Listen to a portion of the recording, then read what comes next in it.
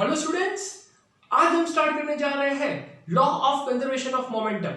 यानी कि आज के वीडियो लेक्चर में हम देखेंगे कि ये law of conservation of momentum होता क्या है, उसको हम डिराइव करेंगे और प्रूफ करेंगे कि मोमेंटम कैसे कंजर्व होता है। साथ साथ में हम देखेंगे कोलिजन के डिफरेंट डिफरेंट केसेस, उनके फार्मूलाज जो है वो हम कवर करेंगे। लास्ट वीडियो लेक्चर में हमने देखा था Newton's third law of motion के बारे में और उसके कुछ डे टू डे लाइफ के एग्जांपल्स।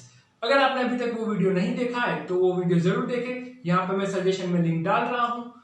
हालांकि Newton third law of motion बहुत ही इजी है, लेकिन अगर आपको कंसेप्चुअल क्लैरिटी चाहिए बच्चों तो वो वीडियो जरूर देखेगा, क्योंकि छोटे छोटे कंसेप्ट जो है वो वहां पे कवर किए गए हैं। और साथ साथ में अगर आप चाहते हैं कि ये जो हमारा चैप्टर चल रहा है force and Newton law of motion, उसके और भी वीडियो देखना चाहते हैं तो डिस्क्रिप्शन में मैंने लिंक डाले हुए हैं, आप चेक कर सकते हैं। चलिए फिर शुरू करते हैं आज का लेक्चर। नोटबुक और पेन के साथ रेडी हो जाइए और पढ़ेंगे law of conservation of momentum. बहुत ही इंपॉर्टेंट होने वाला है ये लेक्चर, एंड तक वीडियो जरूर देखिएगा, बिकॉज न्यूमेरिकल्स वाले पार्ट में आपको प्रॉब्लम हो सकती है। ओके, डेरिवेशन का कंसेप्ट क्लियर नहीं है तो न्यूमेरिकल्स में आप गोल गोल घूम सकते हो और 50% न्यूमेरिकल्स ये चैप्टर्स के आपसे नहीं हो पाएंगे। चलिए फिर शुरू करते हैं without wasting any time. That is law of conservation of momentum. ये बोलता क्या है, पहले उसका स्टेटमेंट देखेंगे। Law of conservation of momentum, ये हमारा टॉपिक है। ओके, अब ये लॉ जो है बोलता क्या है, पहले हम स्टेटमेंट देखते हैं, है ना। ये लॉ ये बोलता है, स्टेटमेंट ऐसा कुछ है, sum of momenta before collision, sum of momenta. अब ये मोमेंटा क्या है देखते हैं भाई। Before collision is equal to sum of momenta after collision. ओ सर, नया बढ़ाया है मोमेंटा। चलिए देखते हैं मोमेंटा क्या है। मोमेंटा देख के डरिए मत। मोमेंटा जो है वो प्लूरल फॉर्म होता है मोमेंटम का। एक से ज्यादा मोमेंटम होता है तो हम मोमेंटा यूज करते हैं, plural form of momentum. Don't get confuse. तो ये है स्टेटमेंट, मतलब टकराने से पहले जो मोमेंटम का सम होता है वही टकराने के बाद मोमेंटम का सम मिलेगा। अब किसकी टकराने की बात हो रही है यहाँ पे? दो ऑब्जेक्ट्स की।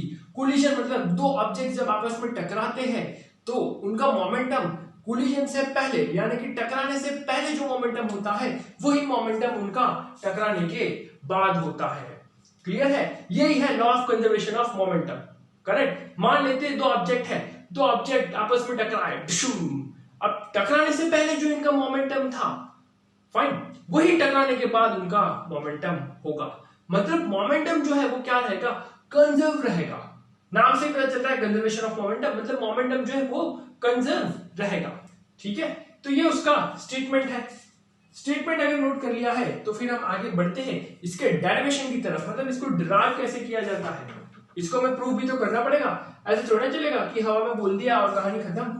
हवा में बोल दिया और कहानी खत्म नहीं, तो हर कोई अपना लॉ लाएगा, हर दूसरे दिन कोई भी पर्सन अपना लॉ बना देगा, प्रूफ नहीं करना होगा तो। ठीक है, चलिए देखते हैं। ऑब्जेक्ट जिसका मास m1 है, सपोज ये एक बॉल है जिसका मास m1 है, velocity u1, initial velocity u1। Okay, ये दूसरा ऑब्जेक्ट जिसका मास है m2, इसकी इनिशियल वेलोसिटी u2। बहुत बढ़िया।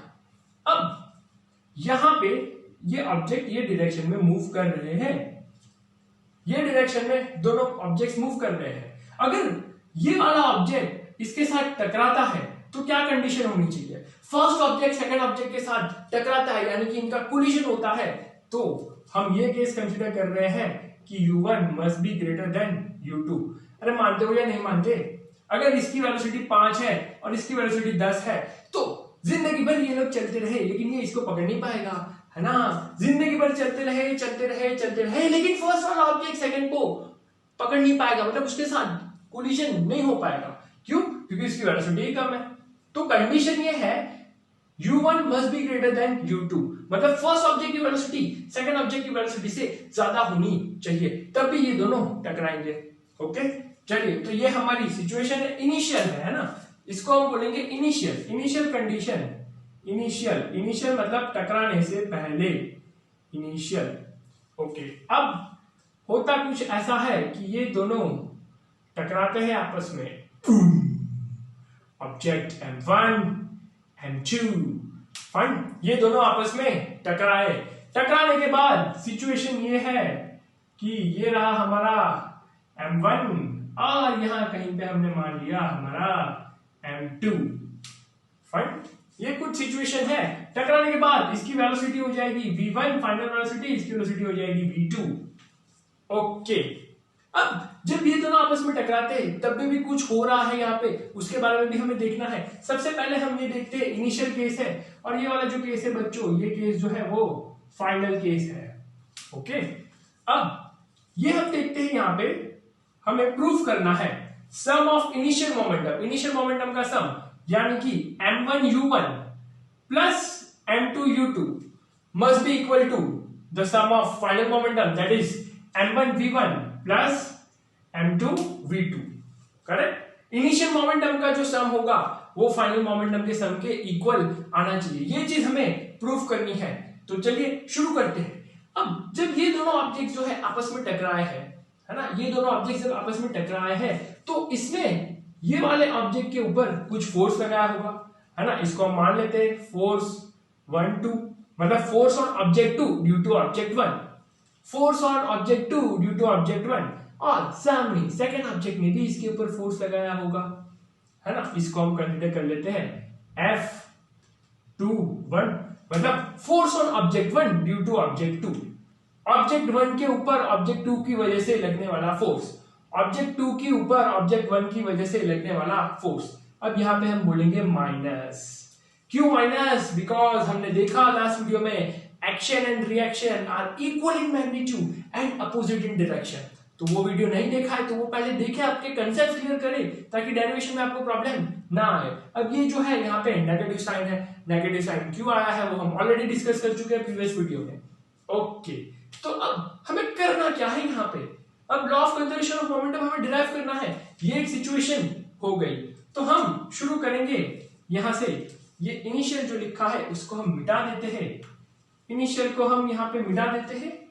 अंडरस्टूड है कि वो इनिशियल है, ये डायरेक्शन में मूव कर रहे हैं, और मैं यहाँ पे लिख देता हूं इनिशियल, फाइन। ओके, अब हम लिखेंगे यहाँ पे according to Newton's third law, है ना, न्यूटन्स थर्ड लॉ क्या लिख पाएंगे, F on 1 2 that is equal to minus of F21। ये रहा फिगर, है ना, पहले ऑब्जेक्ट ने दूसरे ऑब्जेक्ट के ऊपर फोर्स लगाया, उसी तरह सामने दूसरा ऑब्जेक्ट ने पहले ऑब्जेक्ट के ऊपर फोर्स लगाया, ठीक है, मतलब एक्शन दिया, फर्स्ट ऑब्जेक्ट ने सेकंड ऑब्जेक्ट के ऊपर एक्शन दिया, तो सेकंड ऑब्जेक्ट ने फर्स्ट ऑब्जेक्ट के ऊपर रिएक्शन दिया, ठीक है, समझ आई कहानी, एक्शन रिएक्शन। तो इक्वल इन मैग्नीट्यूड मतलब ये दोनों फोर्स की वैल्यू सेम होगी लेकिन डायरेक्शन अपोजिट होगा, है ना, ये वाला जो ऑब्जेक्ट है ये M2 के ऊपर ये डायरेक्शन में फोर्स लगाएगा, ठीक है, और जो M2 ऑब्जेक्ट है वो M1 के ऊपर ये वाले डायरेक्शन में फोर्स लगाएगा, है ना, ये M1 ने फोर्स लगाया M2 के ऊपर ये डायरेक्शन में, और ये M2 ने फोर्स लगाया M1 के ऊपर ये डायरेक्शन में। क्लियर हुआ? ओके, अब ये हमने किया है यूजिंग न्यूटन्स थर्ड लॉ। अब फोर्स को हमें लिखना है यूजिंग न्यूटन्स सेकंड लॉ, है ना, अब हम यहां पे लिखेंगे यूजिंग न्यूटन्स सेकंड लॉ। तो न्यूटन सेकंड लॉ के अकॉर्डिंग हम फोर्स को क्या लिख सकते हैं, दो चीजों में लिख सकते हैं, मतलब F is equal to delta P upon D भी लिख सकते हैं और F is equal to M into A भी लिख सकते हैं। तो यहां पे हम यूज करेंगे डेल्टा P अपॉन T, क्यों? क्योंकि ये कहानी हो रही है मोमेंटम की। अगर आप M इंटू A यूज करके भी सॉल्व करेंगे तो प्रॉब्लम नहीं होगा, आप डिराइव उसको कर सकते हैं, है ना, पर वहां पे कुछ स्टेप्स बढ़ जाएंगे। तो क्योंकि यहाँ पे हमें मोमेंटम के बारे में रिलेशन चाहिए तो हम डायरेक्टली हम यूज कर रहे हैं delta P upon T that is equal to minus delta P upon T। बहुत बढ़िया। अब यहाँ पे हम इसको बोल सकते हैं, है ना, जैसे मैं यहाँ पे नाम दे दूं इनिशियल नहीं 1 नाम दे देते हैं, P1 और P2, वरना ये आमने सामने क्या हो जाता, कट हो जाता, है ना। ऐसे लिख देते P12 और ये P21, समझने में आसानी होगी। अब देखो टी ने टी को मार दिया, टी ने टी को मार दिया, डिशुम डिशुम हो गया, है ना। अब क्या होता है, चलिए देखते हैं क्या होता है आगे। कुछ हमने जगह बना ली है ताकि हम कर सके। डेल्टा P12 है ना, ये हमारे पास बच गया delta P12 is equal to minus of delta P21। बहुत बढ़िया। अब यहां पे हमें क्या देखना है, change in momentum. Delta P मतलब क्या, डेल्टा P मतलब चेंज इन मोमेंटम, ठीक है। Delta P means change in momentum, delta मतलब क्या, चेंज। तो इसके बारे में हमें कहानी पता है पहले से।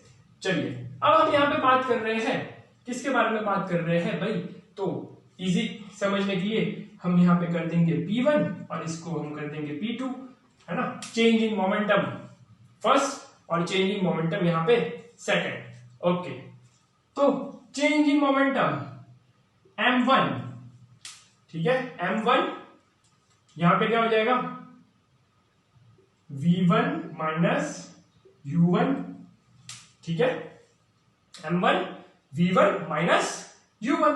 देखो ऑब्जेक्ट M1 है ना, M1 की हम कहानी देख रहे हैं, तो M1 एक ऑब्जेक्ट है जिसका मास है, हमने माना M1 माना हुआ है, ओके। उसका इनिशियल वेलोसिटी U1 है, फाइनल वेलोसिटी V1 है, बहुत बढ़िया। और उसी तरह यहां पे हो जाएगा minus M2 V2 minus U2, मतलब change in momentum of first object और यहाँ पे change in momentum of second object. बहुत बढ़िया। अब हमें क्या करना है, ब्रैकेट्स ओपन करने हैं, ठीक है ना। तो हो जाएगा M1 V1 minus M1 U1 is equal to minus M2 V2 plus M2 U2, correct. ये देखो हमने ब्रैकेट ओपन किया तो माइनस माइनस प्लस। अब क्या करना है, लाइक टर्म्स को एक साइड लेके आना है ना। देखो M1 V1 और M2 V2 ये एक जैसे टर्म्स है, और M1 U1 और M2 U2 ये एक जैसे टर्म्स है, मतलब U वाला टर्म एक साइड और V वाला टर्म एक साइड। ओके, तो हम क्या करते हैं, इसको उठा के यहां से यहां भेज देते हैं और इसको उठा के यहां से यहां भेज देते हैं, है ना। चलिए देखते हैं, M1 V1 plus M2 V2 is equal to क्या हो जाएगा, M1 U1 plus M2 U2। और अगर हम इसको लास्ट स्टेप में रीअरेंज करके लिखे, रीअरेंज करके मतलब जो इनिशियल मोमेंटम है उसको पहले लिखे और फाइनल मोमेंटम को बाद में लिखे, तो क्या कहानी बन जाएगी हमारी, M1 U1 plus M2 U2 is equal to M1 V1 plus M2 V2। अरे यही तो हमें प्रूफ करना था। देखो M1 U1 plus M2 U2 is equal to M1 V1 plus M2 V2। अरे यही तो हमें प्रूफ करना था, sum of momentum before collision is equal to sum of momentum after collision, है ना। मतलब ये जो मोमेंटम है, इनिशियल मोमेंटम का हम सम करेंगे और फाइनल मोमेंटम का सम करेंगे तो हमें आंसर एक ही मिलेगा, ठीक है। चलिए इसको अब हम समझते हैं एक एग्जांपल से, करेक्ट। जैसे M1 जो है वो 1 kg है, हाँ, M1 को मैंने ले लिया 1 kg, करेक्ट, और इसकी इनिशियल वेलोसिटी 5 है। M2 को हमने ले लिया 2 kg और इसकी इनिशियल वेलोसिटी 10 है। अब टकराने के बाद मास तो चेंज नहीं होगा। अरे मास दोनों ऑब्जेक्ट से चेंज होगा या नहीं होगा, अरे बोलो, अरे दोनों ऑब्जेक्ट का मास चेंज होगा या नहीं होगा, बिल्कुल नहीं होगा। दोनों ऑब्जेक्ट का मास जो है वो कैसा रहेगा, यहाँ पे कांस्टेंट रहेगा, है ना। तो इसका मास तो 1 kg रहा। अब जरूरी नहीं है बच्चों की टकराने के बाद इसकी वेलोसिटी 5 ही रहे। इसका सम कितना आएगा, चलो देखते हैं। 1 into 5 5 और 2 into 10 20, मतलब कितना 25 आया। कितना आया बच्चों 25। मतलब इन दोनों का हम सम करेंगे तो आंसर कितना आना चाहिए 25 आना चाहिए। अब देखो ये ऐसे भी हो सकता है ना, ये ऐसे भी हो सकता है 1 into 15 प्लस 2 into 5। मतलब ये सिचुएशन भी हो सकती है कि टकराने के बाद फर्स्ट ऑब्जेक्ट की वेलोसिटी 5 से कितनी हो जाए 15 हो जाए, और सेकंड ऑब्जेक्ट की वेलोसिटी कितनी 10 से कितनी हो जाए 5 हो जाए। देखो इन दोनों का सम कितना आ रहा है 25। ये हो गया हमारा 15 और ये 5 is 10 that is equal to 25। यही बोलता है law of conservation of momentum. मतलब टकराने से पहले जो मोमेंटम का सम होगा 25, वही टकराने के बाद मोमेंटम का सम होगा। अब एक चीज दिमाग में बिठा लो कि मास जो है दोनों ऑब्जेक्ट्स का टकराने से पहले और टकराने के बाद कांस्टेंट रहेगा। अरे दोनों ऑब्जेक्ट्स का मास जो है वो कांस्टेंट रहेगा, मतलब चेंज क्या होगा? चेंज क्या होगा? तो आंसर है चेंज वेलोसिटी होगा। चेंज क्या होगा? चेंज जो आएगा वो किसमें आएगा? वेलोसिटी में चेंज आएगा, है ना। जरूरी नहीं है कि टकराने से पहले जो वेलोसिटी थी वो सेम की सेम रहे। हो सकता है उसकी वेलोसिटी उससे बढ़ जाए, हो सकता है उसकी वेलोसिटी उससे घट जाए, और हो सकता है वो सेम की सेम भी रहे। फाइन, क्लियर हुआ? समझ आई ये कहानी? तो ये है हमारा law of conservation of momentum, और ये सिचुएशन हम यूज करेंगे डिफरेंट केसेस में। ओके, चलिए फाइन। अब इसमें हम देखते हैं कुछ केस। इसमें हमें कुछ केस लिखने हैं, है ना। कौन से केस सर? Positive case. हाँ, पॉजिटिव बोलते ही सब डर जाते हैं आजकल के टाइम में, है कि नहीं भाई? अब कुछ केस होते हैं यहाँ पे, यानी कि कुछ सिचुएशन जो होती है जिसके बारे में हमें यहाँ पे पढ़ना है। अब वो सिचुएशन क्या होती है वो हम देख लेते हैं। सिचुएशन क्या होती है? 2 से 3 अलग अलग सिचुएशन होती है ना। चलिए सबसे पहली सिचुएशन हम देखते हैं। सबसे पहली सिचुएशन ये वाला फॉर्मूला है m1u1 plus m2u2 is equal to m1v1 plus m2v2। ये फॉर्मूला हम यूज कर रहे हैं। मतलब इनिशियली जो ऑब्जेक्ट है वो मूव कर रहा है, और टकराने के बाद भी ऑब्जेक्ट जो है वो मूव कर रहा है। मतलब दोनों कंडीशन में ऑब्जेक्ट क्या है? मोशन में है। ठीक है, object in motion, object in motion in both conditions. Both conditions का मतलब क्या है यहाँ पे? इनिशियली भी और फाइनली भी। इनिशियली भी ऑब्जेक्ट मूव कर रहा है, फाइनली भी ऑब्जेक्ट मूव कर रहा है। मतलब ये ऐसी कहानी हो गई, आप चलते चलते जा रहे हो और पीछे से आके किसी ने धक्का मार दिया, है ना। तो इनिशियली भी आप मोशन में थे, और जब किसी ने आपको धक्का मारा या कोई पर्सन आपके साथ आके टकराया तो बाद में वो मोशन में होगा, है ना। जैसे कार चल रही है, पीछे से ट्रक ने आके धक्का मार दिया, है ना। ट्रक जो है धक्का तो नहीं मारा, पीछे से ट्रक ने आके उसके साथ कोलिजन कर दिया, टकरा गया उसके साथ। तो कार पहले से भी मोशन में थी, टकराने के बाद भी मोशन में रहेगी। मतलब ये सिचुएशन है, करेक्ट। अब दूसरी सिचुएशन ये है कि इनिशियली जो है ऑब्जेक्ट रेस्ट में होता है। यही सिचुएशन में इनिशियली जो है ऑब्जेक्ट क्या होता है बच्चों? रेस्ट में होता है। अगर ऑब्जेक्ट इनिशियली रेस्ट में है तो क्या हो जाएगा? बोलो बोलो। ऑब्जेक्ट इनिशियली रेस्ट में है तो क्या कहानी होगी, बता सकते हो? जी हाँ सर, अगर ऑब्जेक्ट इनिशियली रेस्ट में होगा तो ये जो पूरा टर्म है बच्चों वो क्या हो जाएगा? 0 हो जाएगा, है ना। ये जो पूरा टर्म हम देख रहे हैं वो क्या हो जाएगा? 0 हो जाएगा। क्यों? क्योंकि इनिशियली तो ऑब्जेक्ट रेस्ट पे है ना। मान लो कि ये मार्कर जो है वो रेस्ट पे है, मार्कर रेस्ट पे है, पीछे से बॉल आया और इसके साथ टकराया, तो मार्कर का इनिशियल मोमेंटम क्या होगा बच्चों? 0 होगा। मार्कर का इनिशियल मोमेंटम क्या होगा? 0। तो एक ऑब्जेक्ट का मोमेंटम 0 हो सकता है, और अगर दोनों ऑब्जेक्ट रेस्ट में हैं तो दोनों ऑब्जेक्ट का मोमेंटम 0 हो सकता है ना। जैसे गन और बुलेट का केस, गन और बुलेट का केस तो इनिशियली हम कंसीडर करें, गन जो है वो भी रेस्ट में होगी और बुलेट जो है वो भी रेस्ट में होगी। मतलब दोनों ऑब्जेक्ट्स इनिशियली रेस्ट में है। अगर दोनों ऑब्जेक्ट इनिशियली रेस्ट में है तो एलएचएस वाला टर्म मेरा क्या हो जाएगा? 0। एलएचएस वाला टर्म मेरा क्या हो जाएगा? 0 हो जाएगा। दोनों ऑब्जेक्ट इनिशियली रेस्ट में है। तो आपको खाली यही सॉल्व करना रहेगा, है ना। छोटा सा क्वेश्चन हो जाएगा, चुटकियों का क्वेश्चन हो जाएगा, टाइम पास सवाल हो जाएगा ऐसा, करेक्ट। और अगर एक ऑब्जेक्ट रेस्ट में है और एक मोशन में है तो जो भी ऑब्जेक्ट रेस्ट में है उसका मोमेंटम 0 हो जाएगा। ये तो कोई बताने वाली बात है नहीं, है ना। दो ऑब्जेक्ट से एक ऑब्जेक्ट रेस्ट में और एक ऑब्जेक्ट मोशन में है, तो जो ऑब्जेक्ट रेस्ट में होगा उसका मोमेंटम 0 हो जाएगा। हो सकता है पहला वाला ऑब्जेक्ट रेस्ट में हो सकता है दूसरा वाला ऑब्जेक्ट रेस्ट में हो, depending on the type of numerical या टाइप ऑफ सिचुएशन, करेक्ट। ये सारे पॉइंट ध्यान रखना, न्यूमेरिकल्स में सारे पॉइंट्स आपको हेल्पफुल होने वाले हैं। और बचता है लास्ट केस हमारा, that is m1u1 plus m2u2 is equal to m1 plus m2 into v. When object moves with common velocity, with common velocity, common velocity का मतलब क्या हुआ? कॉमन वेलोसिटी का मतलब क्या हुआ, है ना। जैसे ये ऑब्जेक्ट है, ये रेस्ट में है, ये मार्कर दूसरा ऑब्जेक्ट है, ये मार्कर आया आया आया आया डिशुम टकराया इसके साथ, अब दोनों एक साथ आगे मूव करने लगे, है ना। वापस ये एक ऑब्जेक्ट है, रेस्ट में है, ये मार्कर दूसरा ऑब्जेक्ट है जो कि मूव कर रहा है ना, ये रेस्ट में है, ये मार्कर आया आया आया आया, ठीक है ना। मतलब क्या होगा, एक ऑब्जेक्ट दूसरा ऑब्जेक्ट के अंदर इंसर्ट हो जाएगा, उसके साथ अटैच हो जाएगा और फिर दोनों ऑब्जेक्ट एक कॉमन वेलोसिटी से मूव करेंगे, है ना। जैसे कि मान लेते हैं हम ट्रॉली वाला एग्जांपल अगर हम कंसीडर करते हैं, हम ट्रॉली को अब मैं ऐसे ऐसे चला रहा हूं फन, और चलाते चलाते फिर मैं जंप करके ट्रॉली के ऊपर बैठ जाऊं, तो जो ट्रॉली की वेलोसिटी होगी वही मेरी वेलोसिटी होगी, अरे जो ट्रॉली की वेलोसिटी होगी वही मेरी वेलोसिटी होगी, मतलब वो कौन सा केस हो गया, कॉमन वेलोसिटी का केस हो गया, है ना। जैसे यहाँ पे था, जैसे ये एग्जांपल मैंने आपको बताया, ये कैप है, ये मार्कर है, ये आया इसके साथ अटैच हुआ, अब दोनों एक ही वेलोसिटी से मूव कर रहे हैं, है ना। ये है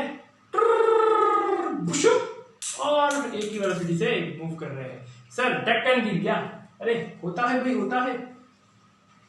समझ आई कहानी, कॉमन वेलोसिटी से मूव करने वाला केस समझ आया, करेक्ट। एक ऑब्जेक्ट दूसरा ऑब्जेक्ट के साथ इंसर्ट हो जाएगा या उसके साथ कंबाइन हो जाएगा और वो दोनों ऑब्जेक्ट से कॉमन वेलोसिटी से मूव करने लगेंगे। तो ये 3 डिफरेंट केसेस हैं और यही डिफरेंट केसेस के ऊपर अलग अलग तरीके के हम न्यूमेरिकल्स कर सकते हैं। यही केसेस के ऊपर आपको न्यूमेरिकल्स देखने को मिलेंगे, घुमा फिरा के गोल गोल कहानी होगी, लेकिन एप्लीकेशन तो ये तीनों में से कोई एक ही होगा, दैट इज फॉर श्योर। ये लेवल पे, है ना, 9th स्टैंडर्ड के लेवल की हम बात कर रहे हैं, हम हायर लेवल की बात नहीं कर रहे, 11th लेवल की बात नहीं कर रहे हैं। क्लियर है। तो इसी के साथ आज का वीडियो जो है वो हम एंड करते हैं और हमें ये बताना है कि जो law of conservation of momentum है वो किसके ऊपर बेस्ड है। ये क्वेश्चन का आंसर जो है आपको कमेंट सेक्शन में बताना है कि ऑन व्हाट बेसिस या on which law the law of conservation is based, है ना। सिंपल स्टेटमेंट में मैं आपको बोलूं, the law of conservation is based on dash, आपको बताना है कि वो किन के ऊपर बेस्ड है। कमेंट सेक्शन में आपका आंसर बताइए और नेक्स्ट वीडियो में हम लेकर आएंगे आपके लिए numericals on Newton second law of motion. Next video में हम पढ़ेंगे न्यूमेरिकल्स, हम सॉल्व करेंगे different types of numericals on Newton second law of motion. Okay.